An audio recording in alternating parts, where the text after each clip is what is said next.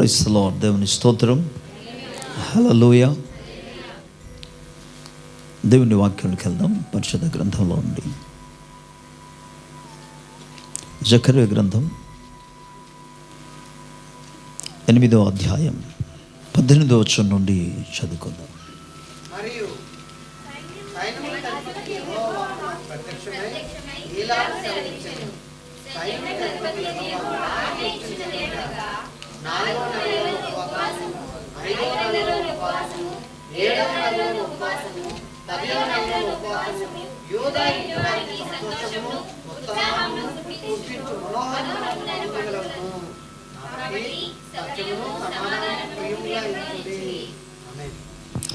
చిన్న ప్రార్థన. ప్రేమ కనికరమ కలిగిన మా తండ్రి, మీ నామానికి స్తోత్రాలు వందనాలు.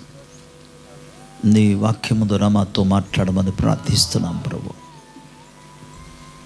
వినగల చెవులు, గ్రహించగలిగిన హృదయాలు మా అందరికీ దయచేయమని ప్రార్థిస్తున్నాం. దేవా, నీ వాక్యమును అర్థం చేసుకోవడానికి, నీ మాటలు ప్రభు గ్రహించి అంగీకరించి తెలుసుకొని వాటి ప్రకారంగా నడుచున్నట్లుగా నీ కృప విడుదల చేయమని ప్రార్థిస్తున్నాను. అల్పుడను, నీ పాదధుల్ని తండ్రి, అయోగ్యుడను ప్రభువా, నీ యందు మరుగుపరిచిన ఆయన నీ ఆత్మాభిషేకముతో మీరు నింపి మీ దాసుని నోట నీ వాక్కు నుంచి మీరు మాట్లాడమని నీ కృప మీద ఆధారపడి నీ ఆత్మ సహాయమును కోరి యేసుక్రీస్తు ప్రభువు నామములో అడిగి పొందుచున్నాం తండ్రి. ఆమేన్. Praise the Lord. ప్రభుకి స్తోత్రం చెప్దాం గట్టిగా. హల్లెలూయా. మరోసారి ప్రభు మనకు అనుగ్రహించిన ఈ అద్భుతమైన సమయాన్ని బట్టి, దినాన్ని బట్టి దేవాది దేవునికే మహిమ, ఘనత, ప్రభావము కలుగునుగాక. మన తండ్రి అయిన దేవుని నుండి, ప్రభు అయిన యేసుక్రీస్తు నుండి కృపా సమాధానములు మనందరికీ తోడై ఉండునుగాక. ఆమేన్. గట్టిగా స్తోత్రం. ఈరోజు కొరకు ఏర్పాటు చేయబడిన దేవుని వాక్య భాగంలో జకర్యా గ్రంథం 8వ అధ్యాయము 18వ వచనము నుండి 19వ వచనం వరకు మనం చదువుకున్నాం. ఇందులో సాధారణముగా ఇజ్రాయేల్ ప్రజలు దేవుని సముఖంలో ప్రార్థిస్తున్నారు, ఉపవాసం ఉండి ప్రభు దగ్గర మొరపెడుతున్నారు. అయితే ఇజ్రాయేల్ ప్రజలకు ఉపవాసము నిజంగానే ఉపవాసముగా ఉండేది. ఉపవాసం అన్న వెంటనే వారికి ఆకలిగా ఉండేది. ఉపవాసం అనగా ఆహారమును మానివేయట కనుక వారికి శారీరకంగా బలహీనత, ఓకే, శారీరకమైన బడలిక అనేది వారి జీవితాలు అనుభవించారు. నిజంగా ఉపవాసంగానే వారికి ఉండేది.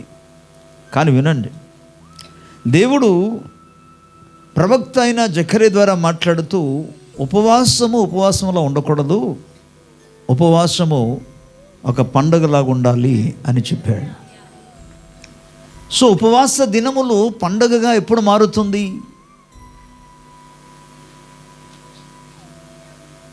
ఇక్కడ మనం గమనించినప్పుడు ప్రభు ఏమంటాడంటే, మరియు సైన్యములకు అధిపతి యెహోవా వాక్కు నాకు ప్రత్యక్షమై ఇలాగూ సెలవిచ్చెను. సైన్యములకు అధిపతి యెహోవా ఆజ్ఞ ఇచ్చినది ఏమనగా, 4వ నెలలోను ఉపవాసము, 5వ నెలలోను ఉపవాసము, 7వ నెలలోని ఉపవాసము, 10వ నెలలోని ఉపవాసము యూదా ఇంటి వారికి సంతోషమును ఉత్సాహమును పుట్టించు మనోహరములైన పండుగలగును. ప్రభుకి స్తోత్రం. ఈ పండుగలు దీన్ని ఏమన్నాడంటే, ఉపవాసము అనేది ప్రకటన చేసినప్పుడు అది వారికి సంతోషము కలిగిస్తుంది, అది వారికి ఉత్సాహమును కలిగిస్తుంది, అది మనోహరమైన పండుగగా ఉంటుంది, మధురమైన పండుగగా ఉంటుందట. స్తోత్రం. ఎవరైతే ఉపవాస దినాన్ని ఆ రీతిగా ఎంచుతారో ప్రభు వారి యందు ఆనందిస్తాడు. సాధారణంగా సంఘాలలో ఉపవాస ప్రకటించిన వెంటనే 2 తెగకు చెందిన వాళ్ళు ఉంటారు. ఒక తెగ ఏంటంటే, అయ్య బాబు ఉపవాసమా అన్నది ఒక తెగ. మరో తెగ, మన ఉపవాసం ఉండి ప్రార్థన చేయాలి. నేను అనేక పర్యాలు ప్రయత్నం చేశాను కానీ అవకాశం దొరకట్లేదు. ఈసారి సంఘంలో ప్రకటించబడింది, ఎలాగైనా నేను ఉండి ఉపవాసం చేస్తాను అన్నవాళ్ళు ఒక తెగ. మీరు గమనించండి, దేవుని వాక్య భాగంలో మీకు ఒక చిన్న మాట జ్ఞాపకం చేస్తాను. పరిసయ్యులు, శాస్త్రులు, సద్దుకాయలు, మీ పరిసయ్యుల నీతి కంటేను సద్దుకాయల నీతి కంటేను మీ నీతి అధికము కాని ఎడల మీరు దేవుని రాజ్యంలో మరి పరిసయ్యులు, శాస్త్రులు, సద్దుకాయలు చాలా విషయాలు చేశారు. అందరూ ఒక విషయం జ్ఞాపకం చేస్తాను, ఏంటంటే వారు వారమునకు 2 మార్లు ఏం చేస్తారు? వారానికి 2 మార్లు ఉపవాసం ఉంటారంట. ఈ ఉపవాస దినములు యూదా ప్రజలకును ఇజ్రాయేల్ ప్రజలకి ఇది మహా సంతోషకరమైన, ఉత్సాహకరమైన, ఆనందకరమైన పండుగ ఉన్నదట వాళ్ళకి. ఎందుకు పండుగ అనిపిస్తుంది అని అంటే, వినండి శ్రద్ధగా. ఉపవాసము ముగించిన వెంటనే, లేదా కొన్ని సందర్భాల్లో ఉపవాసము జరుగుతుండగానే దేవుడు ప్రార్థనకు జవాబిచ్చడం ద్వారా ఆ పొందుకున్న జవాబును బట్టి వారికి మహా సంతోషము, ఆనందముగా ఉంటుంది. అందుకే ఉపవాసం వచ్చిందంటే God is going to do something miracle. దేవుడు ఏదో ఒక అద్భుత కార్యం చేయబోతున్నాడు కనుక let us come and fast and pray. మనం రండి ఉపవాసం వంటి ప్రార్థన చేద్దాం. అందుకే వారికి ఉపవాసం అంటే ఉత్సాహము, ఉపవాసం అంటే వారికి సంతోషం, ఉపవాసం అంటే వారికి ఎంతో ఆనందంగా ఉంది. ఉపవాసం అన్న వెంటనే అది ఏదో తమ్ము బాధ కలిగించినట్టుగా, ఆకలితున్నట్టుగా, శరీర బలహీనత కలిగించినట్టుగా అనిపించలేదు, కానీ అది వారికి గొప్ప పండుగగా ఉంది. ప్రభుకి స్తోత్రం. మన ప్రభు సముఖంలో ఉపవాస దినం ప్రకటించినప్పుడు ఆ విధంగా రావాలి. అసలు మీరు గమనించినప్పుడు కింద భాగంలో ఆయన ఏమంటాడంటే ఎప్పుడెప్పుడు ఉపవాసం ఉండాలని కూడా చెప్పాడు. ఇక్కడ 4వ నెల, 5వ నెల, 7వ నెల, 10వ నెలలో మీరు ఉపవాసం మీరు ఉండండి అని చెప్పాడు. ఇది ఇజ్రాయెల్ ప్రజలకు దేవుడిచ్చిన ఆజ్ఞ. ఓకే, ప్రభుకి స్తోత్రం చెప్దాం. కానీ 20వ వచనానికి మనం వెళుతున్నప్పుడు 19వ వచనం లాస్ట్ లైన్లో మనం చూసినప్పుడు, కాబట్టి సత్యమును సమాధానమును ప్రియముగా, ప్రభుకి స్తోత్రం. ఉపవాసం ఉన్న దేవుని సముఖంలో కానీ స్వభావాన్ని, నీ ప్రవర్తనను కానీ సరిగ్గా నీవు దిద్దుకోకపోతే, దేవుని వాక్యమునకు అనుకూలముగా నీవు కానీ సరిచేసుకోకపోతే ఆ ఉపవాసము దేవుడు అంగీకరించలేడు. మొత్తానికి ఈరోజు దైవ వాక్య భాగంలో ఏ సందర్భాలలో అసలు ఎందుకు ఉపవాసము చేశారో, ఉపవాసం వారి జీవితంలో చేసిన అద్భుత కార్యం ఏంటి, వాటిని గురించి మనం ధ్యానం చేయబోతున్నాం. ప్రభుకి స్తోత్రం చెప్దాం. హల్లెలూయా, హల్లెలూయా. మొదటి లేఖన భాగాల్లో మనం గమనించినప్పుడు, దేవుని ప్రజలారా, ఇజ్రాయేలు ప్రజలు దేవుని సముఖములో వారికి కలిగిన శ్రమలను బట్టి, వారికి కలిగిన అపాయమును బట్టి, వారికి కలిగిన బాధలను బట్టి, వారికి కలిగిన ఇబ్బందులను బట్టి, వారికి కలిగిన బంధకమును బట్టి, వారు పడి ఉన్న చెరను బట్టి దేవుని సన్నిధానంలో వారు మొర పెట్టారు. ప్రత్యేకంగా యోవేలు గ్రంథం మనకు తెలియజేసిన విషయం ఏంటంటే, వారు సంపాదించి తీసుకొచ్చినదంతా కూడా ఏమీ మిగలకుండా సమస్తము కూడా శత్రువు దాన్ని పూర్తిగా నాశనం చేస్తున్నాడు. మొదటి అధ్యాయంలో 14వ వచనం, యోవేలు గ్రంథం మొదటి అధ్యాయం 14వ వచనం.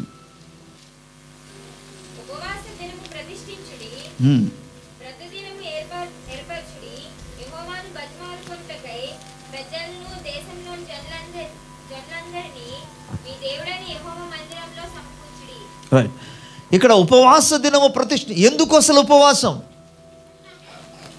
ఉపవాసం అసలు దేనికి? వాటికి అనేక కారణాలు ఉన్నాయి.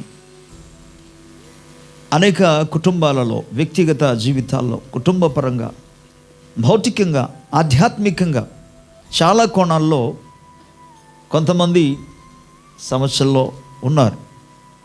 వాటిని జయించగలిగిన శక్తి కేవలం ఉపవాస ప్రార్థన ద్వారా మాత్రమే. అవి లేకుండా నువ్వు ముందుకు సాగలేవు.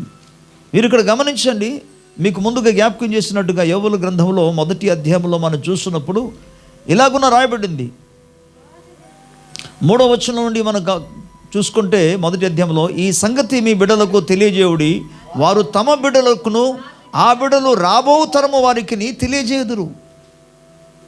ఉపవాస దినాన్ని గురించి ప్రార్థన చేయడం కానీ, ఉపవాస ప్రార్థన చేయడం కానీ పిల్లలకి నేర్పించమంటారు. మీ పిల్లలకి నేర్పిస్తే మీ పిల్లలు వారి పిల్లలకి వాళ్ళు నేర్పిస్తారు. దీన్ని కొనసాగించాలని చెప్పాడు. అసలు విషయం ఏంటంటే 4వ వచనం అంటాడు, గొంగలి పురుగులు విడిచిన దాన్ని మిడతలు తినివేసి ఉన్నవి, మిడతలు విడిచిన దాన్ని పసర పురుగులు తినివేసి ఉన్నవి, పసర పురుగులు విడిచిన దాన్ని చీడ పురుగులు తినివేసి ఉన్నవి. మత్తులారా మేలుకొని కన్నీరు విడువడి, ద్రాక్షరసం పానము చేవర్లారా రోదనము చేవుడి, క్రొత్త ద్రాక్షరసం మీ నోటికి రాకుండా నాశనమయ్యను. ఈ 4 వచనాలు మనం జ్ఞాపకం చేసుకుని 4వ వచనం 5వ వచనం జ్ఞాపకం చేసుకుంటున్నప్పుడు మిగిలినది ఏమీ లేకుండా వినండి. ఈరోజు మీ జీవితంలో వ్యక్తిగతంగా ఒకవేళ ఏమి తీసుకొచ్చినా, ఎంత ప్రయాసపడినా, ఎంత కష్టపడినా మిగులని పరిస్థితిలో ఉన్నదంటే, ఎలా వచ్చి అలాగ అన్నీ పోతున్నాయి అంటే నీవు ఉపవాసం ఉండి ప్రార్థన చేయాలి. దేవుని దగ్గర ఉపవాసం ప్రార్థన చేయాలి. ఇక్కడ దేవుని ప్రవక్త అయిన యోవేలు ద్వారా ప్రభు ప్రకటిస్తున్న మాట ఏంటంటే, మీ పరిస్థితులకు మారిపోయింది కాబట్టి, అందుకే 14వ వచనం అంటాడు, దీని నిమిత్తమే మీరు ఉపవాస దినము ప్రతిష్ఠించండి. ఎందుకంటే అక్కడ చెప్పిన మాట చూడండి, గొంగలి పురుగులు, తర్వాత మిడతలు, ఆ తర్వాత పసర పురుగులు, ఆ తర్వాత చీడ పురుగు, 4 రకాలైన పురుగులు వచ్చి ఒక పురుగు వచ్చి తినేసి వదిలేసిన వాటిని ఇంకొక పురుగు వచ్చి తినేసి వెళ్ళిపోతుంది. అది లేరు బాబు సగమైన మిగిలింది అంటే ఆ తర్వాత పసర పురుగులు వచ్చి తినేస్తుంది. ఆ కొంచెమైనా మిగిలింది అని అంటే చీడ పురుగులు వచ్చి తినేసింది. అక్కడ మిగిలేది ఏమీ లేదు. నేను మరల చెప్తున్నాను, దైవికంగా కానీ భౌతికంగా కానీ సమస్తాన్ని కోల్పోతున్న పరిస్థితుల్లోనికి ఒకవేళ నువ్వు వస్తే, ప్రయాసపడిన మిగలలేని పరిస్థితులు ఉంటే, ప్రయాసపడిన దానికి తగిన ఫలాన్ని అనుభవించలేని స్థితిలో ఉంటే, 128వ కీర్తన అందుకంటాడు, యెహోవా యందు భయభక్తులు కలిగాను, త్రోవలను అనుసరించి నడిచిన వాళ్ళందరూ నిశ్చయముగా నీ చేతుల కష్టార్జితమును నీవు అది అనుభవించాలి. ప్రతి కుటుంబం దేవుని బిడ్డలు తమ చేతుల కష్టార్జితను అనుభవించాలి. కానీ ఇక్కడ మనం గమనించినప్పుడు మనం చూస్తే అనేక రకాల పురుగులు వచ్చి అన్నీ కూడా తినేస్తుంది. అసలు వీరు తినేది అక్కడ ఏం లేదు. తిందామని తీసుకొచ్చి పెడితే పురుగులన్నీ వచ్చి తినేస్తున్నాయి. అందుకే ఉపవాసం ఉండి, దానికోసం అంటే 14వ వచనం, ఉపవాస దినమును ప్రకటన చేయండి. వ్రత దినాన్ని మీరు ప్రతిష్ఠించుకొని ఏర్పాటు చేసుకొని దేవుని బిడ్డలందరినీ పిలవండి, ఏకముగా కూడి ఉపవాసం ఉండి ప్రార్థన చేయండి. ప్రభుకి స్తోత్రం చెప్తాం. ఇక్కడ ఏమంటే దేవుని యెహోవాను బ్రతిమాలుకొనుటకై, దేవా ఎందుకు అసలు ఈ పరిస్థితి మా జీవితంలో జరుగుతుంది? ఏదో మేము అనుభవిస్తాము, మేము తింటాము అన్నప్పుడు ఏమో రకరకాల పురుగులు వచ్చి వాటన్ని కూడా తినేస్తున్నాయి. ఎందుకు ఇలా జరుగుతుంది ప్రభువా అని దేవుణ్ణి బతిమాలుకోండి. ఒకవేళ మనం వ్యక్తిగతంగా దేవుని సముఖంలో ఏమైనా అవిధేయత చూపామా, లేకపోతే దేవునికి లోబడలేదా, దేవుని సముఖంలో ఏమైనా ఆయనకి అయిష్టమైన పనులు ఏమైనా చేసామో, ఆయనకి అయిష్టముగా ప్రవర్తించామా, దేవుని సముఖంలో పరీక్షించుకొని పరిశోధించుకొని పరిశీలన చేసుకొని బలహీనతలను ప్రభు సముఖంలో ఒప్పుకుంటే దేవుడు దాన్ని బాగు చేయగలడు. ప్రభుకి స్తోత్రం, గట్టిగా హల్లెలూయా.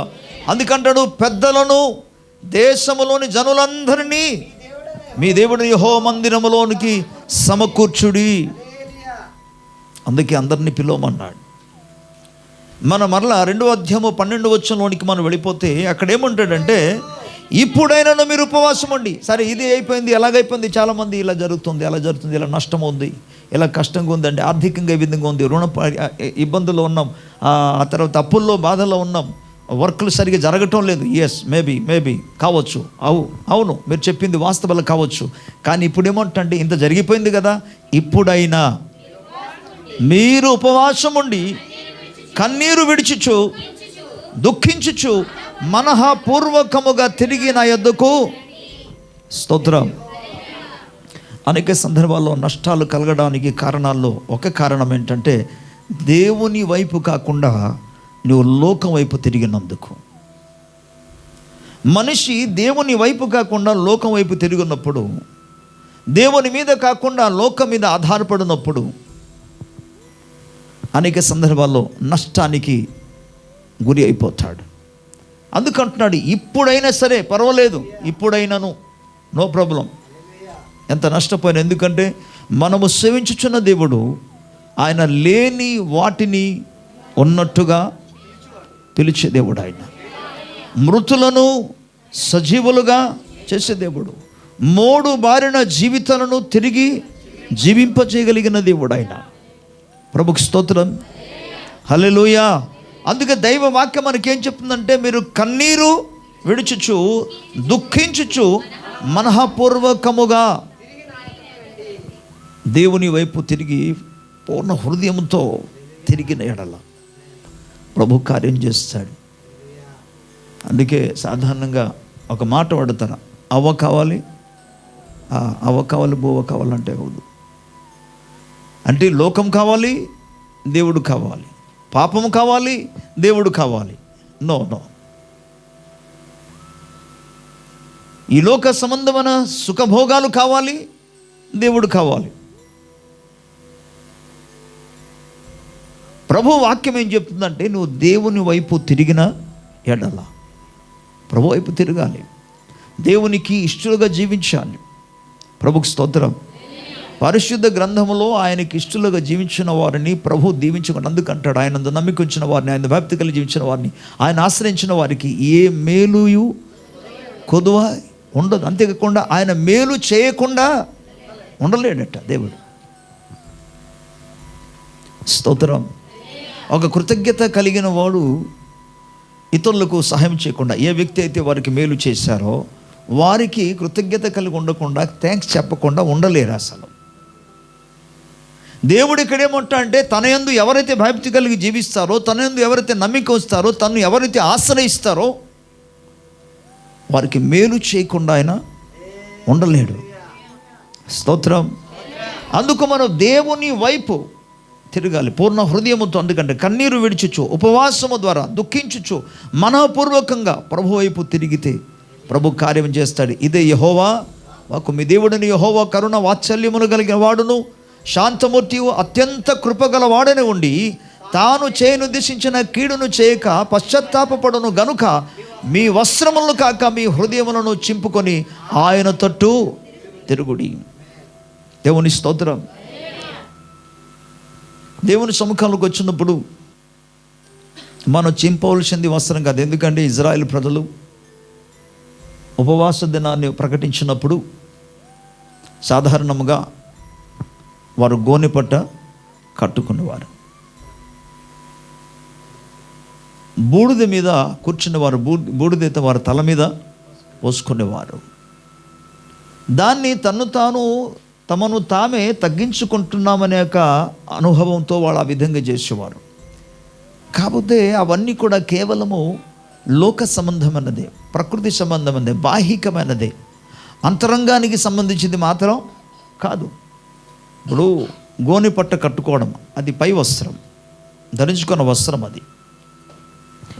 దేవుడు ఇక్కడ ఏమంటే, మీ యొక్క పై వస్త్రాలు కాదు, గోనె పట్టలు వేసుకోవడం కాదు. ఇక్కడ ఏమంటే, మీ యొక్క వస్త్రములను కాక మీ హృదయములను చింపుకొని ఆయన తట్టు తిరుగుడి. ప్రభుకి స్తోత్రం. అంటే హృదయపూర్వకముగా దేవుని మనం తిరగాలి. హృదయాన్ని చింపుకొని అంటే హృదయంలో ఉన్నదంతా కూడా ప్రభుకు తెలియజేయాలి అసలు, అంతే.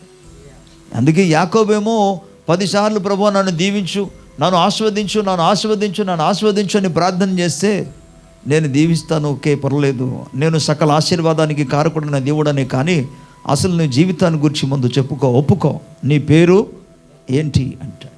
అప్పుడు అంటున్నాడు, నా పేరు మోసగాడు అన్నాడు. నా పేరు మోసగాడు అన్నాడు. తన పేరు ఒప్పుకున్న తర్వాత అక్కడ దేవుడు అతన్ని ఆశీర్వదించాడు. ప్రభుకి స్తోత్రం. అందుకే ఇక్కడ ఏమంటే, నీ హృదయంలో ఏమున్నదో వాటిని దేవుని సముఖంలో నీవు తెరిచి చెప్పాలి. హృదయంలో లోకాశలు కావచ్చు, లేకపోతే లోక సంబంధమైన పాపములు కావచ్చు, వాటికి కానీ స్థానం ఉంటే వాటిని పూర్తిగా హృదయాన్ని చీల్చి దేవుని సముఖంలో పెట్టాలి. ప్రభుకి స్తోత్రం. దాన్ని చేయగలిగినప్పుడు అనేక మందికి దేవుని యొక్క దృష్టికి, దేవుని యొక్క సముఖంలో ఆయనకి అయిష్టమైన పనులు చేస్తూ ప్రభు సంధానికి వస్తారు. ప్రభు సంధానికి రావటంలో తప్పు లేదు. Everybody can come, all are welcome. ఎందుకంటే మనకు మత్తయి సువార్త 11వ అధ్యాయంలో 28వ వచనంలో మనం చూస్తాం, ప్రయాసపడి భారం మోసుకుంటున్న జల్లారు నా యొద్దకు రండి. దేవుని లేఖనాలు మనం గమనించినప్పుడు ప్రభు అంటాడు రండి. యెషయా గ్రంథం 1వ అధ్యాయం 18వ వచనంలో అంటాడు, రండి మనము మన వివాదమును తీర్చుకొందము, కమ్ అని అంటాడు. దేవుని స్తోత్రం, హల్లెలూయా. పరిశుద్ధ గ్రంథంలో అనేక స్థలాల్లో మనం చూస్తాము, రండి మన వివాదం, రండి మీ దాహాన్ని మీరు తీర్చుకుంటారు కానీ రండి. ప్రభు సముఖంలో దేవుని వాక్యం మనకు చెప్తున్న విషయం ఏంటంటే, దేవుని ప్రజలారా, పశ్చాత్తాపడడానికి దేవుని సన్నిధికి రావాలి, హృదయాన్ని సరిచేసుకోవడానికి దేవుని సన్నిధికి రావాలి, మన మార్గములన్నీ కూడా, మన త్రోవలన్నీ కూడా, మన క్రియలన్నీ కూడా దిద్దుబాటు చేసుకోవడానికి మన దేవుని సన్నిధికి రావాలి. ప్రభుకి స్తోత్రం. అలాగూ చేయగలిగినప్పుడు మీరు చూడండి, మీరు ఉపవాసం ఉండి ప్రార్థన చేస్తే దేవుడు ఎటువంటి వాడు? 13వ వచనం అంటాడు, యెహోవా కరుణ వాత్సల్యము గల వాడు. మీరు చూడండి, యేసుక్రీస్తు ప్రభు తన పరిచర్య చేస్తున్న దినాలలో, ప్రత్యేకంగా మత్తయి సువార్త 14వ అధ్యాయంలో మనం చూస్తే రాయబడి ఉంటుంది, వారు మార్గం మధ్య వెళుతుండగా 3 రోజులు మీటింగ్ అయిపోయిన తర్వాత వారందరూ కూడా ఆహారమును గురించి అసలు పట్టించుకోకుండా ప్రభువు బోధిస్తుండగా బోధ ఆలకిస్తూ అక్కడే ఉండిపోయారు అందరూ. సో వాళ్ళు తిరిగి వెళుతున్నప్పుడు ఒకవేళ ఎక్కడైనా వారు మూర్ఛిల్లి పడిపోతారేమో ఉద్దేశం పట్ల కలిగి యేసు ప్రభు వారి పట్ల కనికర పడి, వారి మీద ఆయన కనికర పడి వారిని భోజనం పెట్టిన దగ్గర పంపమన్నాడు శిష్యులతో. ప్రభుకి స్తోత్రం. అంటే ఇక్కడ మనం ఏం చూస్తున్నామంటే, దేవుని ప్రజలు ఆకలితో ఉండడం అనేది ఆయనకి ఏమాత్రమూ ఇష్టం లేదు. వారి పట్ల ఆయన కనికరము చూపే దేవుడు, కనికరించి వారికి సమృద్ధి అయిన ఆహారమును ప్రసాదించే దేవుడు ఆయన. ప్రభుకి స్తోత్రం. అందుకే భక్తుడైన యోవేలు ప్రవక్త ఇక్కడ ఏం చెప్తున్నాడంటే, ఒరే బాబు, దేవుడు కరుణ వాత్సల్యము కలిగిన వాడు. నీ ఉపవాసం ఉండి పశ్చాత్తాపంతో నీ పూర్ణ హృదయముతో నీ హృదయాన్ని చింపుకొని దేవుని దగ్గరికి వచ్చి బ్రతమాలుకుంటే ఆయన నీ పట్ల తన కరుణను చూపిస్తాడు, తన వాత్సల్యమును చూపిస్తాడు. ఆయన శాంతమూర్తిని అలాగనే అత్యంత రూపగలిగిన వాడు కనుక ఓకే, కీడు నీ జీవితంలో జరగకుండా వాటిని ఆయన తీసివేస్తాడు. ప్రభుకి స్తోత్రం. అందుకే నీ వస్త్రం కాదు, నీ హృదయం చించుకొని ఆయన, ఒకవేళ ఆయన మనస్సు త్రిప్పుకొని పశ్చాత్తపడి మీ దేవుడిని యెహోవాకు తగిన నైవేద్యమును పానార్పణను మీకు దీవెనగా అనుగ్రహించును. అనుగ్రహింపడని ఎవరు చెప్పగలడు? అందుకే సియోనులో బాకా ఊదండి, ఉపవాస దినము ప్రతిష్ఠించుండి, వ్రత దినము నియమించి ప్రకటన. ఇప్పుడు చూడండి, శ్రద్ధగా వినండి. జనులను సమకూర్చుడి, సమాజ కూటము ప్రతిష్ఠించుడి, పెద్దలను పిలువనంపించుడి, చిన్నవారిని స్తన్యపానము చేయు బిడ్డలను తోడుకొని రండి. పెండ్లి కుమారుడు అంతఃపురములో నుండి పెండ్లి కుమార్తె గదిలో నుండి రావాలి అను. ఉపవాస ప్రార్థన కూడికలు చేయడానికట ఒక సభగా పెట్టుకోమన్నాడు, ఒక పెద్ద కూడిక పెట్టుకోమని చెప్పాడు, సమకూర్చమని చెప్పాడు. ఎవరికి సమకూర్చమన్నారు? జనులందరినీ కూడా సమకూర్చమన్నాడు, పెద్దలను సమకూర్చమన్నాడు. పెద్దలు అన్నమాటనే పదానికి అర్థం ఏంటంటే నాయకత్వం వహిస్తున్నవారు. ఓకే, అండ్ దెన్ తర్వాత ఏమంటాడంటే చిన్నపిల్లలను కూడా, ఎటువంటి చిన్నపిల్లలు అంటే స్తన్యపానము చేస్తున్న వారిని కూడా పిలువమన్నాడు. ఆ రోజు అప్పుడే పెళ్లి కుమారుడు ఉన్నాడు అనుకో, ఆ పెళ్లి కుమారుడు కూడా అంతఃపురం నుండి తీసుకురమ్మని చెప్పాడు. ఈరోజు పెళ్లి చేసుకున్నమాట. ఎందుకంటే పాత నిబంధన గ్రంథంలో ఒక యుద్ధానికి వెళ్ళేటప్పుడు ఇజ్రాయెల్ ప్రజలు దేవుడు ఒక నియమం పెట్టాడు వారికి. ఏమని? పెళ్లి చేసుకున్న వారు ఆ సంవత్సరం అంతా కూడా యుద్ధానికి వెళ్ళకూడదు. కొత్తగా ఇల్లు కట్టుకున్న వారు కూడా యుద్ధానికి వెళ్ళకూడదు అని ప్రభు ఏర్పాటు చేశాడు పాత నిబంధనలో. అంటే ఒక సంవత్సరం అంతా కూడా తన కుటుంబంతో కలిసి ఆయన సంతోషముగా ఉండాలని. ఎందుకంటే పెళ్లి చేసుకున్న తర్వాత యుద్ధానికి వెళ్ళారు, యుద్ధాన్ని చనిపోయాడు అనుకోండి,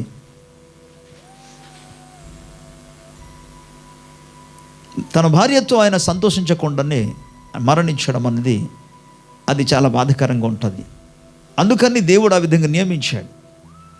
ఇల్లు కట్టుకున్నవాడు పరిస్థితి కూడా అంతే. ఇల్లు కట్టుకున్న యుద్ధానికి వెళ్ళాడు, అక్కడ చనిపోయాడు అనుకోండి, ఆ ఇంటిని అంత కష్టపడి ప్రయాసపడి కట్టిన తర్వాత అందులో నువ్వు నివాసం చేయకపోతే, కొద్ది రోజులైనా సరే నువ్వు ఆనందించకపోతే ఏమి ప్రయోజనం? అందుకే దేవుడు ఆ విధంగా నియమించాడు పాత నిబంధన. బట్ మీరు ఇప్పుడు గమనించండి, అక్కడేమో పెళ్లి చేసుకున్నవాడు యుద్ధానికి వెళ్ళకూడదు, 1 సంవత్సరం ముందు కూడా తన ఇంట్లోనే ఉండాలన్నాడు. ఇక్కడేమో అంటే పెళ్లి చేసుకున్న వాడికి అప్పుడే పెళ్లి చేసుకున్నా నువ్వు తప్పకుండా ఆ దేవుని సంధానికి వచ్చి దేవుని మందిరానికి వచ్చి ఉపవాసం చేయాలి.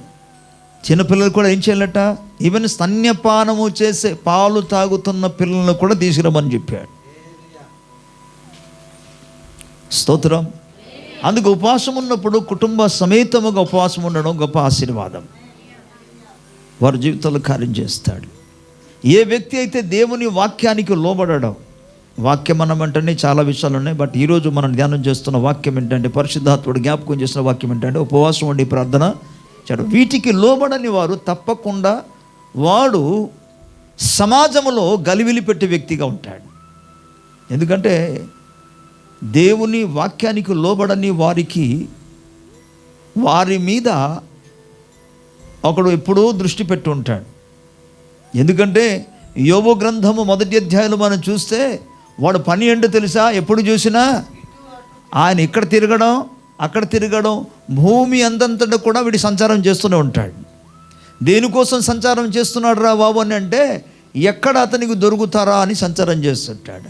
ఎక్కడైతే ఒక వ్యక్తి ఆధ్యాత్మిక జీవితాన్ని గురించి ఇష్టపడరో, ప్రార్థన చేయడానికి ఇష్టం ఉండదు, బైబిల్ చదవడానికి ఇష్టం ఉండదు, ప్రార్థన కూడికలకు సంఘానికి వెళ్ళడానికి ఇష్టం ఉండదు, ఉపవాసం ఉండడానికి ఇష్టం ఉండదు, అలాంటి వారిని ఆయన వెతుకుతాడు. వీడు సరైన వ్యక్తి. ఏం చేయడానికి? తాను అటువంటి వ్యక్తిని పట్టుకొని వారి ద్వారా సంఘములో కుటుంబాలలో గలివిలి పెడతారు.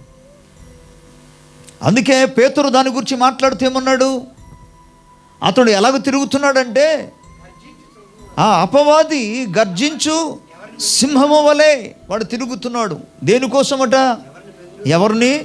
ఎవడు దొరుకుతారన్న వెంటనే ఈ ప్రార్థనకు నేను వెళ్ళను అన్నవాడు దొరికిపోతాడు.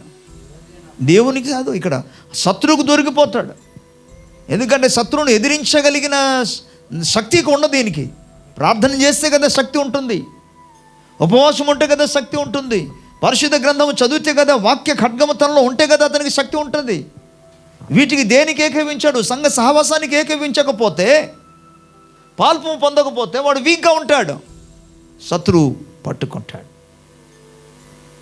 ఇలాంటి వారి ద్వారా కుటుంబాల్లో కానీ సంఘములో కానీ గలిబిలి జరుగుతుంది. ఇక్కడ గమనించండి దేవుని వాక్యం. అందుకే ఎవరిని వదలొద్దు అన్నాడు. ఈవెన్ దేవుని వాక్య భాగాలు గమనించినప్పుడు మోషే ద్వారా ఇజ్రాయెల్ ప్రజల్ని ఐగుప్తు బానిస నుంచి విడిపించినప్పుడు మొదట కొన్నిసార్లు వరకు కూడా యెహోవా ఎవరయ్యా ఇక్కడ వచ్చి నువ్వు మాట్లాడుతున్నావు, నేను అసలు పంపను, ఇజ్రాయెల్ ప్రజలు అసలు నేను వదలను అన్నాడు. ఆ తర్వాత ఎప్పుడైతే వారి మీదికి ఈ యొక్క శ్రమలు వచ్చిందో, వారి మీదకి తెగుళ్ళు వచ్చాయో, దేవుని యొక్క కోపం ఉగ్రత వారి మీదకి వచ్చినప్పుడు స్టార్ట్ చేశాడు ఫరో. ఏమన్నాడంటే, సరే వెళ్ళండి, కానీ పురుషులు మాత్రం వెళ్ళండి, మిగిలిన స్త్రీలు కానీ పిల్లలు కానీ మీకు కలిగి ఉన్నది కానీ ఏది కూడా తీసుకెళ్ళడానికి వెళ్ళదు. రిలీజ్ చేస్తున్నాడు, కానీ నెమ్మదిగా రిలీజ్ చేస్తున్నాడు. గమనించండి, అతని మీదికి శ్రమ వచ్చిన కొలది వారు 1 by 1 విడుదల చేస్తున్నాడు. మోసే ఏమంటాడు తెలుసా? మొదట పురుషుల్ని పంపిస్తానన్న వెంటనే మోసే అన్నాడు, నో, పురుషులు కాదు, మేమందరూ వెళ్ళాలి అన్నాడు. ఏంటయ్యా ఏదో పంపిస్తామని అంటే సరేలే అనుకుంటే మరలా ఏమో నువ్వు అన్నీ కావాలంటున్నావు, కుదరదు అన్నాడు మరలా ఫరో. కుదరదా అని మరొక తెగుళ్ళు వారి మీదకి వచ్చింది. ఆ తెగుళ్ళు వచ్చిన వెంటనే ఇప్పుడు ఏమంటున్నారంటే, సరే మీరు పురుషులు వెళ్ళండి, స్త్రీలు కూడా వెళ్ళండి, ఆరాధన చేయొచ్చు, దేవుని దగ్గరికి వెళ్ళి ఆరాధన చేసుకోవచ్చు, కానీ మీకు కలిగినదంతా కూడా ఇక్కడే ఉండాలి, మీ పశువులన్నీ కూడా ఇక్కడే ఉండాలి, మీరు సంపాదించినది కూడా ఇక్కడ ఉండాలి. ఈయనేమంటాడు తెలుసా? కుదరదు, ఒక డెక్క కూడా మిగలడానికి వెళ్ళలేదు, మాకు కలిగినది సమస్తము కూడా తప్పకుండా విడిచిపెట్టాలి. ఈ మాట నాకు చాలా ఇష్టము. ఒక్క డెక్క కూడా ఉండడానికి వెళ్ళలేదు. అంటే పశువుల వారు సంపాదించిన, ఎందుకంటే మేము దేవుని మందిరాన్ని దేవుడు చూపి స్థలానికి వెళ్ళి ప్రభువుని ఆరాధన చేయాలంటే దేవునికి మేము బలి అర్పణ చేయాలి కదా. పశువులు లేకుండా, గొర్రెలు లేకుండా ఏమి దేవునికి మేము అర్పణలు చేస్తాం? అందుకే ఒక డెక్క మిగలకుండా అన్ని విడిచిపెట్టాలన్నాడు. ఈయన ఏమాత్రం కూడా ఒప్పుకోవటం ఇదేంటండి, ముందు పురుషులు పంపిస్తానన్నాడు, ఆ తర్వాత సరే స్త్రీలు కూడా వెళ్ళమని చెప్పాను, ఇప్పుడేమో అవి కాకుండా పూర్తిగా ఉన్నదంతా కూడా కావాలంటున్నాడు. అసలు మీ ఉద్దేశం ఏంటి? నో ఏదో ఒకటి మీరు చేయబోతున్నాడు, అందుకే నేను ఏమాత్రమో వదలనంటాడు. కానీ ఫైనల్గా మనకు తెలుసు, ఐగుప్తు దేశం యొక్క తొలిచుని బిడ్డలందరూ కూడా చనిపోయిన తర్వాత ఫరో ఎక్కడ చెప్తాడో లేదో పక్కన పెట్టండి, కానీ మిగిలిన ఐగుప్తులందరూ కూడా వచ్చి ఇజ్రాయెల్ ప్రజల్ని బతిమాలుకొని, అయ్యా మీకు ఒక నమస్కారం, మీకు దండండ్ర బాబు, మీరు దయచేసి మా దేశాన్ని వదిలేసి వెళ్ళిపోండి. ఈ ఇరుగు పొరుగు వాళ్ళందరూ కూడా వెళ్ళిపోండి అని అంటే వీళ్ళు అంటున్నారు, ఉండండి అండి, వెళ్ళిపోమన్నా, మరీ తొందర పెట్టేస్తారేంటి అన్నారు ఇశ్రాయేల్ ప్రజలు. ఈ లోపల ఐగుప్తులు ఇరుగు పొరుగు వాళ్ళు పక్కన వాళ్ళు వచ్చి, బాబు నా దగ్గర 10 తులం బంగారం ఉంది, ఇది పట్టుకో, ప్లీజ్ ఏమనొద్దు, ఈ బంగారం పట్టుకొని వెళ్ళిపోవయ్యా, మా దగ్గర వెండి ఉందయ్యా, మీకు నమస్కారం, ఉండండి అంటున్నారు వీళ్ళు. ఎంతకాలం ఏమో పంపించమండి, పంపకుండా ఇప్పుడు బలవంతం చేస్తాడేంటి, వెళ్ళిపోమని, వెళతాం అని అంటుండే. ఈ వెళతామని లోపలే ఐగుప్తులందరూ వచ్చి ఇజ్రాయెల్ ప్రజలుగా బతమాలు కొని వారు కలిగి ఉన్నాక విలువైన వస్తువులు కావచ్చు, ధనము కావచ్చు, ఇజ్రాయెల్ ప్రజల చేతికి అప్పగించారు. అవన్నీ పట్టుకొని ఒక్కసారిగా వారు ఐగుప్తాన్ని విడిచి వాగ్దాన దేశం వైపు నడిచారు. దేవుని స్తోత్రం. సరే, నేను చెప్పే విషయం ఏంటంటే, ఒక డెక్క కూడా మిగలడానికి, అదేవిధంగా దేవుని మందిరానికి మనం వచ్చినప్పుడు నీవే రావడం కాదు, నీ కుటుంబ సభ్యులందరూ కూడా ఒక్కడు కూడా మిగలకుండా, ప్రభుకి స్తోత్రం, కుటుంబ సభ్యులు ఒక్కరు కూడా తప్పిపోకూడదు, ఒకరు కూడా తగ్గిపోకూడదు, అందరూ ప్రభు మందిరానికి రావాలి. ప్రభుకి స్తోత్రం. దేవుని సేవించడానికి అందరూ రావాలి, దేవుని ఆరాధన చేయడానికి అందరూ రావాలి, దేవుని సముఖంలో ప్రార్థించడానికి కుటుంబ సమేతముగా రావాలి. ప్రభుకి స్తోత్రం. ఉపవాసం ఉండడానికి కూడా అందరూ రావాలి. ఎందుకంటే నేను చెప్పేది కాదు, యోవేలు ప్రవక్త ద్వారా పరిశుద్ధాత్మ దేవుడు చెప్తున్న మాట ఇది. ప్రభుకి స్తోత్రం. హల్లెలూయా. ఓకే, మన అలాగున ప్రభు సముఖంలో ఉపవాసం ఉండి ప్రార్థించగలిగినప్పుడు, తను తగ్గించుకున్నప్పుడు, ఉపవాసం ఉండి ప్రభు దగ్గర తమ మార్గములను స్వభావాలను దిద్దుకున్నప్పుడు, దేవుడు పరము నుండి ఆయన కరుణ వాత్సల్యమును చూపిస్తాడు, ఆయన విస్తారమైన కృపను అనుగ్రహిస్తాడు, ప్రార్థనలకు జవాబును దయచేస్తాడు. ప్రభుకి స్తోత్రం చెప్దాం గట్టిగా. హల్లెలూయా. మనకు తెలుసు, రాజుల 2వ గ్రంథంలో, దినవృత్తాంతముల 2వ గ్రంథంలో 20 అధ్యాయంలో చూసుకున్నప్పుడు, యెహోషాపాతు రాజు మీదికి అనేకమైన శత్రువు రాజ్యమంతా కూడా దండెత్తి యుద్ధం చేయడానికి వచ్చారు. ఈ సమస్య నుండి విడుదల పొందడానికి ఏమి చేయాలో అతనికి అర్థం కాని పరిస్థితులు ఉంటుండగా అతడు ఒకే ఒక పని చేశాడు. ఆ పని ఏంటో తెలుసా? ఉపవాస దినము ప్రకటించాడు. ప్రభుకి స్తోత్రం. ఏ దినం? ఉపవాస దినం. యూద ప్రజలందరూ కూడా ఉపవాస దినం ప్రకటించాడు. ఏం చేయాలో అర్థం కాని పరిస్థితిలో ఆయన చేసిన పని అది. ఇజ్రాయెల్ ప్రజలందరూ కూడా సమకూర్చాడు, ఒక స్థలాల్లో సమకూర్చి, రండి మనం ఉపవాసం ఉండి దేవుని దగ్గర సముఖంలో ప్రార్థన చేద్దాము అని చెప్పి ఇజ్రాయెల్ ప్రజల్ని సమకూర్చున్నప్పుడు వాళ్ళందరూ కూడి దేవుని సముఖంలో వారు ప్రార్థన చేశారు. ప్రభుకి స్తోత్రం చెప్దాం గట్టిగా. హల్లెలూయా, హల్లెలూయా. లేఖన భాగంలో మనం గమనించినప్పుడు 4వ వచనంలో మనం చూస్తాం ఏంటంటే, యూదవారును యెహోవా వలన సహాయమును వేడుకొనుటకై కూడుకొనిరి, యెహోవా యొద్ద విచారించుటకు యూదా పట్టణమంతటిలోనును జనులు దేనికోసం? ఉపవాసం ఉండి దేవుని సముఖంలో ప్రార్థన చేయటానికి. ప్రభుకి స్తోత్రం చెప్దాం. హల్లెలూయా. 3వ వచనం అంటాడు, అందుకు యెహోషాపాతు భయపడి యెహోవా యొద్ద విచారణ చేయుటకు మనస్సు నిలుపుకొని యూదంతటా ఉపవాస దినము ఆచరింపవలనని. ఎప్పుడు ఉపవాస దినం ప్రకటిస్తున్నాడు ఈయన? పై వచనాల్లో మనం చూసుకున్న ప్రకారముగా మోయాబీయులను, అమ్మోనీయులను, సెయారు మన్య నివాసులందరూ కూడా ఇశ్రాయేలు దేశం మీద దాడి చేసినప్పుడు, దండెత్తినప్పుడు, ముట్టడి వేసినప్పుడు వారు దేవుని సముఖంలో ఉపవాస దినాన్ని ప్రకటించాడు. దేవుని స్తోత్రం. ఆ విధంగా ప్రార్థన చేసిన తర్వాత దేవుడు వారితో మాట్లాడడం మనం చూస్తాం. ఆ తర్వాత దేవుడు వారికి ఘన విజయాన్ని ప్రసాదించడం మనం చూడగలం. ప్రభుకి స్తోత్రం. నీ మీదికి సమస్య వెంబడి సమస్య వస్తుందా? అపాయం మీద అపాయం వస్తుందా? ఇబ్బందుల మీద ఇబ్బంది వస్తున్నాయా? ఒకటే మార్గం, దేవుని సముఖంలో ఉపవాసం ఉండి ప్రార్థించు. స్తోత్రం. హల్లెలూయా, హల్లెలూయా. దైవ వాక్యం మనకు తెలియజేస్తుంది. ఉపవాసం చేయడానికి ప్రత్యేకంగా ఎస్తేరు గ్రంథం మనకు సాక్ష్యం ఇచ్చే విషయం ఏంటంటే, వారి మీదకి వచ్చినాక మరణమును తప్పించుకోవడానికి, మరణ శాసనమును మార్చివేయడానికి. ప్రభుకి స్తోత్రం. హల్లెలూయా. 4వ అధ్యాయము, ఎస్తేరు గ్రంథం 4వ అధ్యాయం 15వ వచనం నుండి. అప్పుడు ఎస్తేరు మరలా ఎట్లనను, నీవు పోయి షూషానునందు కనబడిన యూదులందరినీ సమాజ మందిరము సమకూర్చి నా నిమిత్తం ఉపవాసం ఉండి 3 దినములు అన్నపానము చేయకునిడి. నేను నా పనికర్తలు కూడా ఉపవాసం ఉందుము. ప్రవేశించుట న్యాయయుక్తముగా ఉండను. నేను రాజునందుకు ప్రవేశించుదును. నేను నశించినా నశించదును. అటువల్ల మొదటిగా బయలుదేరి ఎస్తేరు తనకు ఆజ్ఞాపించిన అంతటి ప్రకారముగా జరిగించెను. సో దేవుని యొక్క లేఖన భాగంలో మనం గమనించినప్పుడు ఎస్తేరు మొర్దెకాయితో ఒక మాటను చెప్పింది. ఏంటంటే, సరే, రాజు వద్దకు వెళ్ళడానికి నాకు ఎటువంటి అనుమతి లేదు. ఎందుకంటే రాజు యొక్క అనుమతి లేకుండా అంతఃపురంలో ప్రవేశించడానికి వీలు లేదు. కుటుంబ సభ్యులైనా ప్రవేశించడానికి వెళ్ళలేదు. ఎందుకు అని అంటే, గత కాలంలో వారికి కలిగి ఉన్న ఒక అనుభవం. ఏంటి అనుభవం? తమ స్వజనులే, వారు తమ స్వజనుల ద్వారానే శత్రువులు ఏం చేస్తారంటే వారిని చంపివేస్తారు. ఇప్పుడు బయట నుండి ఒక కొత్త వ్యక్తి, ఎవరైనా తెలియని వ్యక్తి వచ్చారనుకోండి, వాళ్ళు ప్రవేశిస్తే ఏం చేస్తారు? తెలియని ఒక వ్యక్తి వచ్చాడంటే ఏదో ఒకటి జరుగుతుందని అర్థం.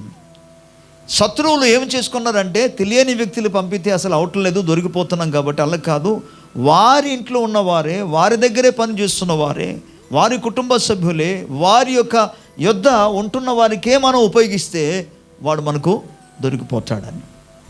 ఇప్పుడు మహాత్మా గాంధీని చంపింది ఎవరు? ఇందిరాగాంధీని చంపింది ఎవరు? వారితోనే ఉండి, బాడీ గార్డ్స్ వారితోనే ఉండి వారిని కాపాడుతామంటున్న వారే చంపారు. ఇటువంటి సందర్భాలలో అనేక సందర్భాలు జరిగింది కనుక రాజులు అంతఃపురములోనికి ఆయన సెలవు లేకుండా ఎవరూ ప్రవేశించడానికి వీల్లేదు. అలాంటి సందర్భాల్లో ఎస్తేరు రాణి లోపలికి ప్రవేశించాలన్నప్పుడు ఆజ్ఞ లేదు కనుక, జారీ చేయబడలేదు కనుక, అనుమతి లేదు కనుక ఆమె ఒక మాట చెప్పింది ఏంటంటే, మీరందరూ కూడి నా కోసం ఉపవాసం ఉండి ప్రార్థన చేయండి. నేను ప్రవేశించాను అనుకోండి, నాకు అవకాశం దొరికింది అనుకోండి, నేను అప్పుడు రాజుగారి దగ్గర మాట్లాడగలను. సో మీరు చూడండి, వారు 3 దినాల వరకు యూద ప్రజలందరూ, ప్రభుకి స్తోత్రం, ఉపవాసం ఉండి ప్రార్థన చేశారు. తర్వాత మనకు తెలుసు, వారి ఉపవాస ప్రార్థన చట్టాన్ని పూర్తిగా మార్చేసింది. శత్రువుల ద్వారా వచ్చిన ఈ యొక్క నియమాలు పూర్తిగా మార్చేసింది. ప్రభుకి స్తోత్రం. తిరిగి వారు ఏ దినమునైతే చంపబడతారని చెప్పబడిందో, ఏ దినమున చంపబడతారని తాకీదులను కూడా రాయించి ప్రకటించారో, అదే దినమున తమ శత్రువులను వారు చంపున్నట్టుగా దేవుడు చేశాడు. ప్రభుకి స్తోత్రం. వీళ్ళేమో మరణ శాసనము నుండి విడిపించబడ్డారు, శాసనాన్ని తిరిగి వారు రాయగలిగారు. ఇది దేని మూలంగా సాధ్యమో? ఉపవాసం ఉండి దేవుని బతిమాలు కొన్నప్పుడు. ప్రభుకి స్తోత్రం. సో దేవునికి అసాధ్యమన్నది ఏది లేదు. ఉపవాసం ఉంటే వన్ థింగ్ ఇస్ షో, దేవుడు తన చిత్తాన్ని బయలుపరుస్తాడు. తన చిత్తమును బయలుపరిచినప్పుడు డెఫినెట్గా నీ జీవితంలో ధైర్యం కలుగుతుంది, నిరీక్షణ కలుగుతుంది. నువ్వు అప్పుడు ఆత్మీయ జీవితంలో దాన్ని ఎదుర్కోగలిగిన శక్తి పొందుకోగలవు. అందులోని బయటికి ఎప్పుడు నువ్వు రాగలవు. ప్రభుకి స్తోత్రం. హల్లెలూయా, హల్లెలూయా. అండ్ దేవుని లేఖన భాగాల్లో మనం గమనించినప్పుడు, ప్రియులారా, యోనా గ్రంథంలో మనం చూస్తాం, 3 దినాల వరకు మనం చూస్తాం. కొద్ది రోజుల తర్వాత నినెవె పట్టణాన్ని పూర్తిగా దేవుడు నాశనం చేస్తానని ఆజ్ఞాపించాడు. యోనా గ్రంథంలో 3వ అధ్యాయంలో మనం చూస్తాం, మొదటి 10 వచనాలు రాయబడి ఉంటుంది. ఈ ప్రకటన చేసిన తర్వాత 1 దినం ప్రయాణం అంతా కూడా, అంటే ముందు జరిగిన వాటిని కూడా మేము చెప్పటం లేదు, యోనా 1 దిన ప్రయాణం అంతా కూడా వెళ్ళి అక్కడ దేవుని యొక్క మాటలు ప్రకటించాడు. ఏంటంటే, కొద్ది రోజుల తర్వాత ఈ యొక్క నినెవె పట్టణాన్ని దేవుడు నాశనము చేయబోతున్నారు అని చెప్పిన వెంటనే ఈ మాట విన్న ప్రజలందరూ కూడా ఏం చేశారు? వారు భయముతో ఉపవాసం ఉండి దేవుణ్ణి బతిమాలుకోవడానికి వారు గోనిపట్ట కట్టుకున్నారట. ప్రభుకి స్తోత్రం, గట్టిగా స్తోత్రం చెప్పాలి. ఒక దిన ప్రయాణం అంతా ఇక్కడ చేసిన తర్వాత ప్రజలందరూ ఎప్పుడైతే ఉపవాసం ఉండడం మొదలు పెట్టారో ఈ వార్త రాజు దగ్గరికి వెళ్ళింది. రాజు విన్న తర్వాత ఇప్పుడు రాజుయే డైరెక్ట్గా రాజ్యమంతటి మీద ప్రకటన ఆయన చేశాడు. ఇప్పుడు స్తోత్రం. ఏంటి ప్రకటన అంటే, ఇప్పుడు ఎవరు కూడా భోజనం చేయడానికి వెళ్ళదు, అందరూ ఉపవాసం ఉండాలి అన్నారు. ఎవరెవరు ఉపవాసం ఉండాలి?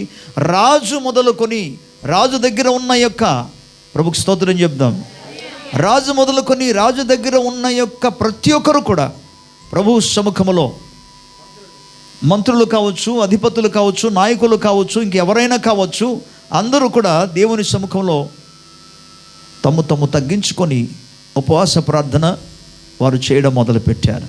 అంతేకాకుండా మనం చూస్తే రాజు ఒక మాట అంటాడు ఏంటంటే, ఈవెన్ పశువులు కూడా ఏమి తాగడానికి వెళ్ళదన్నాడు.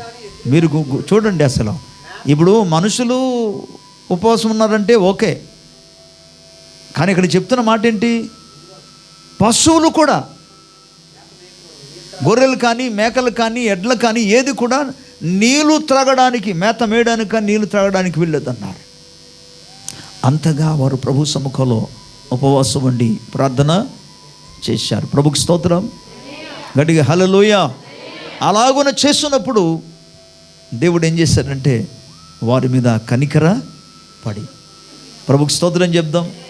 యోనా గ్రంథం మనకి ఏమి నేర్పిస్తుందంటే, అలాగున చేస్తున్నప్పుడు దేవుడు వారి మొరను ఆలకించి, అందుకే కదా యోనా ఏమో ప్రత్యేకంగా ఆయన చెప్తున్న పని ఏంటంటే, మొదటిసారి ఆయన వెళ్ళిపోవడానికి, పారిపోవడానికి ప్రయత్నం చేశాడు. ప్రభుకి స్తోత్రం చెప్దాం, హల్లెలూయా.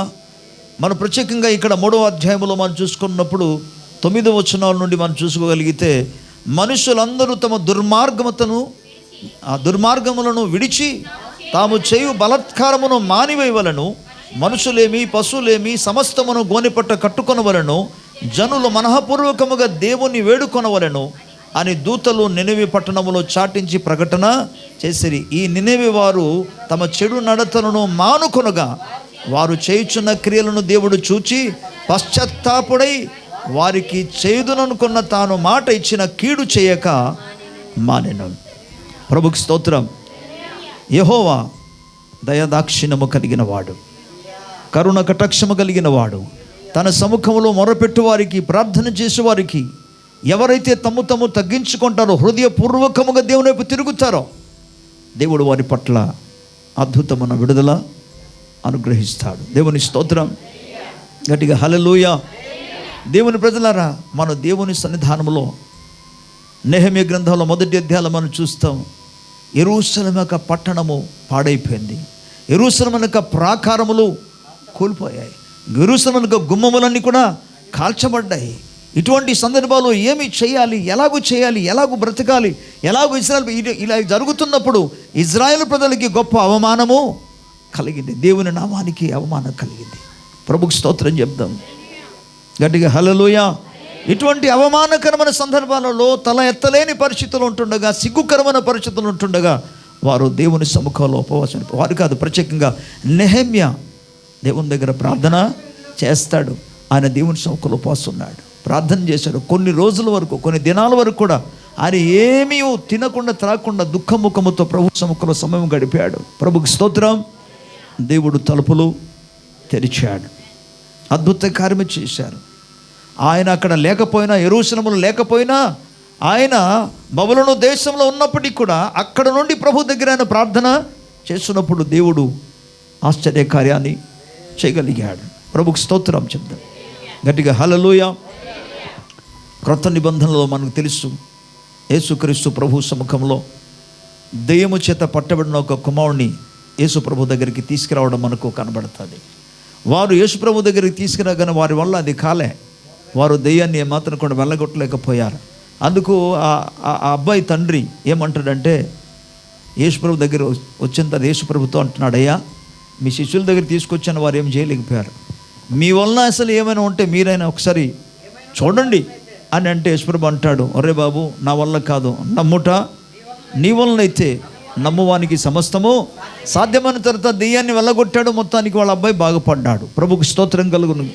ఈ బాగుపడిన తర్వాత వాళ్ళు ఒంటరిగా ఉంటున్నప్పుడు శిష్యులు యేసుప్రభు దగ్గరికి వచ్చి అడుగుతున్నారు, ప్రభువా మేము ఎందుకు దెయ్యాన్ని వెళ్ళగొట్టలేకపోయాం? మార్కు సువార్తలో మన 9వ అధ్యాయంలో మనం వీటిని గురించి మనం చూడగలము.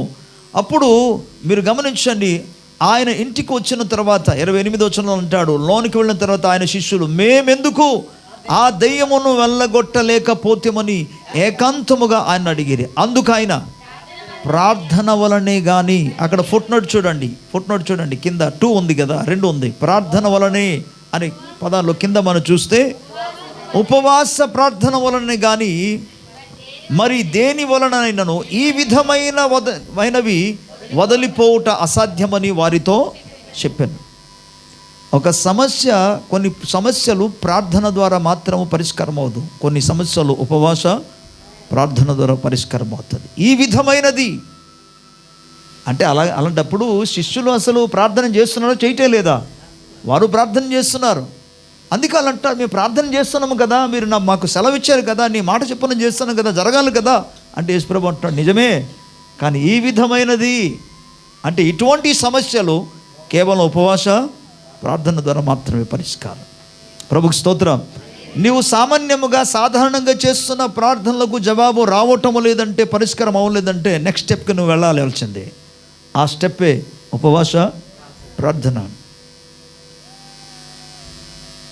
ఈ అడుగు నువ్వు పెట్టవలసిందే, ఉపవాస ప్రార్థనలోనికి అడుగు పెట్టవలసిందే. ప్రభుకు స్తోత్రం కలుగునుగాక. హల్లెలూయా. బైబిల్ గ్రంథాన్ని మనం చూస్తున్నప్పుడు అనేక మంది వారికి ఉన్న పరిస్థితులను బట్టి ప్రభు దగ్గర మొరపెట్టాడు. బట్ మోషే ఒక్కడే నిజానికి ఆయన ఉపవాసం ఉండాలని అనుకోలే. మోసే జీవితాన్ని మనం ధ్యానం చేస్తే వాడు ఉపవాసం ఉండాలని అసలు అనుకోలేదు, ఊహించుకోలేదు. వినండి, నా వైపు చూస్తూ వినండి. ఏం జరిగింది తెలుసా? దేవుడు అన్నాడు, నీవు కొండ మీదికి రా అని ప్రభు పిలిచాడు. అంతే. ఎందుకు పిలిచాడు? ఈయనేమనుకుంటాడు మోసే, మీకు ఎవరైనా సరే ఒకళ్ళు పిలిచారనుకోండి, మీరేమనుకుంటారు? పాస్టర్ గారు మీకు పిలిచారనుకోండి, ఈరోజు చర్చికి రండి ఒకసారి కలుసుకుందామని పిలిచారనుకోండి, మీరేమనుకుంటారు? చర్చిలో ఏదో మాట్లాడడానికి పిలుస్తున్నారేమో అని చెప్పేసి వచ్చేస్తారు. ఇక్కడికి వచ్చిన తర్వాత ఇక్కడ ఉపవాసం ఉండండి అలా అన్నారనుకో. మోసే నిజానికి ఉపవాసం ఉంటామనే ఉద్దేశంతో వెళ్ళలేదు, తనకు తెలియదు అసలు. దేవుడు ఏమన్నాడంటే, నువ్వు కొండ మీదకి ఎక్కి రారా బాబు అన్నాడు. అంతే. ప్రభువు మాట వినిసి వెళ్ళిపోయాడు. కానీ ప్రభువుతో అక్కడ సహవాసం చేస్తున్నప్పుడు 40 రోజులు అలా గడిచిపోయింది. అంతే. ప్రభుకు స్తోత్రం. తనకు తెలియకుండానే 40 రోజులు గతించిపోయాయి. దేవుడు మాట సెలవిస్తుండగా, ఆయన మాట వింటుండగానే అతనిలో ఉన్న ఆయన ప్రసన్నత, ఆయన సన్నిధి మూలముగా అతని ఆకలి అంతా కూడా పూర్తిగా దూరం అయిపోయాయి. అసలు ఆకలి విషయమే మర్చిపోయాడు అక్కడ ప్రభు సందులో సమయం గడుపుచుండగా. ప్రభుకు స్తోత్రం. అలాగూ నన్ను ఉపవాసం చేయగలిగాడు. సో దేవుని బిడలారా, దేవుని సన్నిధి కొరకు, దేవుని ప్రసన్నత కొరకు, బలమైన దుష్టుని దుర్గాలను కూల్చి పడద్రోయడానికి, శత్రు ప్రతిమైన బంధకమును తెంచివేయడానికి, శత్రు ఒక సంఖ్యలను కూడా ఊడగొట్టడానికి, శత్రు కాడిలను విరగొట్టడానికి ప్రభుకు స్తోత్రం ప్రార్థన, ఉపవాస ప్రార్థన మనం చేయాలి. స్తోత్రం. ఎవరు చేయాలి అంటే అందరూ చేయాలి. ఇక్కడ ఎటువంటి తారతమ్యము లేదు, ఏడవలసిన పని లేదు. మన గొప్ప దేవుని మనం కలిగి ఉన్నాం, సర్వ అధికారము కలిగిన దేవుని కలిగి ఉన్నాము, సమస్తము చేయగలిగిన ఎల్ షదాయ్ దేవుణ్ణి మనం కలిగి ఉన్నాము. మన దేవునికి ఏదియో అసాధ్యమైనది ఏదియో మనం ప్రార్థిస్తే దేవుడు కార్యం చేస్తాడు. ఉపవాసం ఉండి మొర్ర పెడితే దేవుడు కార్యం చేస్తాడు. ప్రభుకు స్తోత్రం. ఇజ్రాయేల్ ప్రజల జీవితంలో వారు రుజువు కనుగొన్నారు. మనం చూస్తున్నాం, రుజువులు చూస్తాం. వారు ప్రార్థించారు, దేవుడు కార్యము చేశారు. ఉపవాసం ఉండి వారు మొరపెట్టారు. నెహెమ్యా ఉపవాసం ఉండి ప్రార్థన చేశాడు, అద్భుతమైన విజయం పొందుకున్నాడు. స్తోత్రం. యెహోషాపాతు ప్రార్థన చేశాడు, ఉపవాసం ఉండి, దేవుడు అద్భుత కార్యం చేస్తాడు. మొర్దెకాయ్, యూదులందరూ ఉపవాసం ఉండి ప్రార్థన చేశారు, దేవుడు వారి పక్షముగా అద్భుతమైన కార్యం చేశాడు. ఎవ్రీవేర్, ప్రతి స్థలాల్లో, పరిశుద్ధ గ్రంథాల్లో యేసుక్రీస్తు ప్రభువు ఉపవాసం ఉండి ప్రార్థన చేసి వచ్చిన తర్వాతే అద్భుతాలు ఎక్కువగా మనం చూడగలం, మహత్కారాలు చూడగలం. దెయ్యమును వెళ్ళగొట్టడం, ఆయన చూచిన వెంటనే దురత్వాలని కూడా పారిపోవడం, ఇవన్నీ కూడా మనం చూడగలం. 40 days అని ఉపవాసం ఉండి ప్రార్థన చేశాడు. ప్రభుకు స్తోత్రం. అందుకే ప్రభు అంటున్నాడు, ప్రత్యేకంగా మీ ఇంటిలో సమస్యల వెంబడి సమస్యలు వస్తుంది అనుకోండి, యెహోషాపాతులాగా మనం ప్రభు దగ్గర మొరపెట్టాలి. 3 దిశల నుండి అతని మీదకి శత్రు సమూహాలు వచ్చినప్పుడు ఉపవాసం ప్రకటించాడు. స్తోత్రం. యోవేలు గ్రంథాలు మనం చూసుకున్నాం ఏంటంటే, ప్రభు సముఖంలో ఒరే బాబు, సంపాదించి తీసుకొచ్చింది ఏది మిగలలేని పరిస్థితిలో ఉన్నదా? అలా జరిగితే మీరు ఉపవాస దినాన్ని ప్రతిష్ఠించమని చెప్పాడు. స్తోత్రం. అన్నీ అన్నీ అన్నీ ఏది చేసినా సరే కోల్పోతున్నాయి, ఏది కూడా స్థిరంగా ఉండటం లేదు, ఏది మిగలటం లేదు. ఆర్థికంగా కానీ ఆధ్యాత్మిక కానీ. Let us fast and pray. మన ప్రకటన చేద్దామంటున్నారు. ప్రభుకి స్తోత్రం. Take a decision. ఇది అంత ఈజీ కాదు. నేను చెప్తున్నా, ఉపవాస ప్రార్థన చేసేద్దామన్నది కూడా అంత ఈజీ విషయం కాదు. ఎందుకంటే శత్రువుకు తెలుసు వాటి మూలముగా వాడి రాజ్యము కూలిపోతుందని, వాడి ప్లాన్ అంతా కూడా సంపూర్ణంగా నాశనం అవుతుందని ఆయనకి తెలుసు. కాబట్టి ఉపవాసం చేయడానికి అవకాశమే ఇవ్వడు. ప్రార్థన చేయడానికి ఉపవాసం కానీ. మీరు బజార్కి వెళ్దామని ప్లాన్ చేయండి, షికార్లకు వెళ్దామని ప్లాన్ చేయండి, బీచ్కి కానీ ఎక్కడికి కానీ తిరగడానికి వెళ్దామని ప్లాన్ చేయండి, మంచి అనుకూలత వస్తాయి. కానీ అదే ప్రార్థనకి వెళ్దామని ప్లాన్ చేయండి, ఉపవాస ప్రార్థన చేద్దామని ప్లాన్ చేయండి. నేను నా జీవితంలో ఎరుగుదును, నేను వాస్తవం చెప్తున్నా, నా అనుభవపూర్వకంగా చెప్తున్నా. ఒక్కొక్కసారి ఎలాగైనా సరే ఉపవాసం ఉండాలి అనుకుంటూ ఈరోజు ఉపవాసం ఉంటున్నప్పటికీ అదే టైంలో ఏదో ఒక ఇంట్లో ప్రార్థన పెట్టి వారు కృతజ్ఞత కూడిక పెట్టో, లేకపోతే ఏదో కారణాన్ని బట్టి పెట్టి, పాస్టర్ గారు ఈరోజు భోజనం చేయాలంటే అంట. నేనేమనుకున్నా ఉపవాసం ఉండక, కానీ అక్కడ జరుగుతున్న పరిస్థితి ఏంటి? ఇలాగూ చాలా సందర్భాల్లో ఉపవాసం ఉందాం అనుకున్నా సరే ముందుకు అలాగే వెళ్ళిపో. సరేలే, ఇంకా కొంతమంది ఏంటంటే సర్లేండి ఈరోజు తినేండి తర్వాత ఉంటారు. కానీ ఎన్ని ఆటంకాల్లో ఒక రోజు అసలు ఏది అది ఎవను కానీ మేము ఈసారి మాత్రం ఎవడు అడ్డగుచ్చినా ఏమైనా నేను ఉపవాసం తప్పకుండా ఉండక మానను అని చెప్పేసి ఇంట్లో చెప్పకుండా వెళ్ళిపోయాను. పాస్టర్స్ మీటింగ్ జరుగుతుంది, అక్కడికి వెళ్ళి మొత్తానికి కోడిక అయిపోయింది. కోడిక అయిపోయిన తర్వాత మధ్యాహ్నం భోజనం ప్రారంభం అవుతుంది. ఈ లోపల భోజనం పలానా టైం భోజనం అవుతుంది కాబట్టి వెళ్ళి అందరూ కూడా భోజనం చేసి మళ్ళీ ఆ టైంకి రావాలంటే అందరూ వెళ్ళిపోతుంటే ఒక పాస్టర్ గారు వదలటం లేదు. నాకు పిలుస్తున్న వాళ్ళందరూ రండి పాస్టర్ గారు రండి అని అంటే వస్తాను పదండి అని అందరికీ పంపించి అందరూ వెళ్ళిపోయారు. కానీ ఒకడు వదలటంలే. వదలకుండా నన్ను అంటున్నాడు, రండి పాస్టర్ గారు వెళ్దామన్నాడు. నేను తర్వాత వస్తాను వెళ్ళమంటే రండి అని అంటే వారు మా మీద ఎంత ప్రేమో. చివరికి ఇక ఈయనకి అంతా చెప్పినా లాభం లేదని, అంటే ఎవరికి తెలియకుండా చేయాలన్న ఉద్దేశం.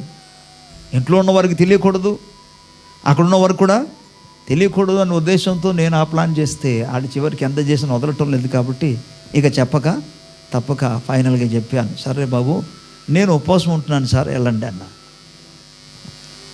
వెళ్ళిపోవాలా వెళ్ళకూడదా? కానీ ఆయన అంటాడు, ఎప్పటి నుండి అని అడిగాడు. ఎప్పటి నుండి అంటే మీరు చూడండి, అసలు వెళ్ళిపోకుండా అసలు ఎటువంటి అది అసలు నిజానికి ఆయన కాదు, వాడి ద్వారా శత్రువు చేస్తున్న పనుల విషయాన్ని నాకు తెలుసు. ఆయన అంటాడు ఎప్పుడు నుండి అన్నాడు. ఇప్పుడు అబద్ధం, ఉపవాసం ఉండి ఏం అబద్ధం చెప్తాం? చెప్పక తప్పదు. వాస్తవాలు మామూలుగా మన సత్యం చెప్పాలి, అటువంటిది ఉపవాసం ఉండి ఇంకెంత అనుకుండాలి. సో చెప్పాను ఈరోజేనండి అన్న. వెంటనే అని చెప్పిన మన తెలుసు, ఈరోజే కదా వదిలేయండి రేపు నుండి ఉంటారు కానీ వచ్చామన్నాడు. నేను చెప్పాను, బాబు నీకు నమస్కారం, నేను డిసైడ్ చేశాను ఈరోజు ఎలాగైనా నేను ఉంటున్నాను, మీరు దయచేసి వెళ్ళండి. అప్పుడు వదిలేసి వెళ్ళాడు. ప్రభుకు స్తోత్రం. నేను ఎందుకు ఈ మాట చెప్తానంటే ఉపవాసం నా ఎక్స్పీరియన్స్ చెప్తున్నాను. ఉపవాసం ఉండాలి అనుకున్నప్పుడు శత్రువు ఏ విధముగా ఎటువంటి ఆటంకాలు తీసుకొస్తారో మీరు ఊహించుకోండి. వీటిని మనం జయించినప్పుడే ప్రభుకు స్తోత్రం మనము దిద్దుకొని దేవుణ్ణి బతమాలుకొని ఆయన సముఖంలో తగ్గించుకొని మొరపెట్టగలిగినప్పుడు, నేను నిజం చెప్తున్నాను, వాక్యాధారణ బట్టి ఎటువంటి బంధకాలైనా సరే తప్పకుండా వాటిని ప్రభు తెంచివేసి విడుదల అనుగ్రహిస్తాడు. ఎలాంటి సమస్య అయినా సరే ప్రభు వాటి నుండి మనకు విడుదల కలిగిస్తాడు. ఆమేన్. సో అలాంటి కృప దేవుడు సంఘమంతటికి కూడా అనుగ్రహించునుగాక. ఆమేన్. కళ్ళు మూసుకొని ప్రార్థన చేసుకుందాం. ఒక్క నిమిషం అందరూ ప్రభు సముఖంలో మొరపెడతారు. దేవుని సహాయం కోరుకుంది. ఒక బలమైన నిర్ణయాన్ని గత వారము దేవుని వాక్యం మనం విన్న ప్రకారముగా ఒక స్థిరమైన నిర్ణయాన్ని ప్రభు దగ్గర మనం మొరపెడతాము. ఆయన చిత్తానికి అనుకూలమైన నిర్ణయం. ప్రభు, అవును నిజమే, ఇజ్రాయేల్ ప్రజల జీవితంలో వారు ఎన్నెన్నో కష్టాలు అనుభవించారు, శ్రమను అనుభవించారు. ఆ బాధల సమయంలో దేవుని దగ్గర వారు మొరపెట్టారు. అందుకే దేవుడు అన్నాడు, మీరు మీ యొక్క పంటలన్నీ కూడా పురుగులు తినేస్తున్న పరిస్థితిలో ఉంటే నువ్వు ప్రభు సముఖంలో ఉపవాసం ప్రార్థించవయ్యా, ప్రకటన చేయమన్నాడు. మీ వస్త్రమును కాకుండా మీ యొక్క హృదయాన్ని చెప్పి దేవుని యొద్దకు రండి అన్నాడు. దేవుని వైపు తిరగమని చెప్పాడు. ప్రభుకు స్తోత్రం కలుగును గాక. ఆయన సముఖంలో నేను తగ్గించుకోవాలని ప్రభు వాక్యం సెలవిస్తుంది. అలాగే చేస్తే దేవుడు మహత్కార్యం చేస్తాడు. నిర్ణయం తీసుకో, ఒక అద్భుతమైన నిర్ణయం తీసుకో. నీ జీవితంలో అనేక సమస్యలు ఉన్నాయి కదా, నీ కుటుంబాల్లో సమస్యలు ఉందని చెప్తున్నావు కదా, ప్రభు సముఖంలో మొరపెట్టు, ప్రభు కార్యం చేస్తాడు. నమ్మదగిన దేవుడు, మహోన్నతుడు, మహాఘనుడ, సర్వశక్తి కలిగిన మా ప్రభువా, మీ ఘనమైన గొప్ప నామానికి స్తోత్రాలు. దేవా, ఈ మాటలు నీ బిడ్డల హృదయంలో నాటబడి ఫలించేలాగా సహాయం నీ సముఖంలో వ్యక్తిగతముగా, కుటుంబపరముగా నాయన, సంఘముగా నాయన ప్రకటింపబడిన ప్రతి ఒక్క నాయన ప్రార్థన కోడికల్లో నీ బిడ్డలందరూ కూడా పాలిభాగస్తులు అవడానికి సహాయం దయచేయండి నాయన. తద్వారా ఘనమైన విజయం అనుగ్రహించండి ప్రభువా. అలా జరుగునప్పుడు నాయన జకరియా గ్రంథంలో నాయన మేము చదువుకున్న 8వ అధ్యాయంలో మేము చదువుకున్న లేఖన ప్రకారముగా అది నాయన ఉత్సాహకరముగా ఉంటుంది, సంతోషకరముగా ఉంటుంది. ఆ ఉపవాస దినము నాయన మనోహరమైన పండుగ మారుస్తుంది నాయన ప్రభువా. ఆ విధంగా ప్రతి ఉపవాస ప్రార్థన, ప్రతి ప్రార్థన కూడిక నాయన ఒక పండుగగా మారాలి, సంతోషముగా మారాలి, ఉత్సాహంగా మారాలి నాయన. ఆ విధంగా నీ ప్రజల జీవితాన్ని మీరు తాకి బలపరిచి నడిపించమని యేసుక్రీస్తు ప్రభు నామములో వేడుకొనుచున్నాము తండ్రి. ఆమేన్. Praise the Lord. God bless you. ప్రభువును దీవించును గాక.